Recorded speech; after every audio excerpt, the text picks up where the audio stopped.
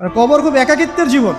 আসলে মৌতের যে যন্ত্রণার কথা আমরা বলি না, এটা সবচেয়ে বড় বিষয়টা কি জানেন? এর শারীরিক কষ্ট তো আছেই, এই যে দুনিয়ার সবার থেকে বিচ্ছেদ, এটাই হচ্ছে যন্ত্রণা। সবার থেকে বিচ্ছেদ না, সবার থেকে বিচ্ছেদ হয়ে চলে যেতে হয়, এটা সবচেয়ে বড় যন্ত্রণা। মানুষ একা থাকতে চায় না। ওই জেলখানায় যে মানুষকে বন্দি করে রাখে না, ওই একাকিত্বের কষ্টে মানুষ ভোগে, একা একা, আমি একা, কেউ নেই আমার সাথে, এটাই। এর উপর যদি আবার টর্চার করা হয়, রিমান্ড দেওয়া হয়, তাহলে কি অবস্থাটা হবে বোঝেন।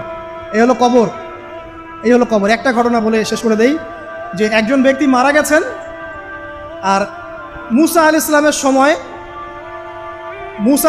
সময় মানে বানু ইসরায়েলের কোনো এক নবী, আমি ঠিক নাম বলতে পারবো না যে কোন নবী, কারণ নামটা হাদিসে আসে নাই, কোনো একজন নবী আল্লাহর কাছে দোয়া করছেন, আল্লাহ মৃত মানুষের সাথে আমার একটু কথোপকথন করায় দাও।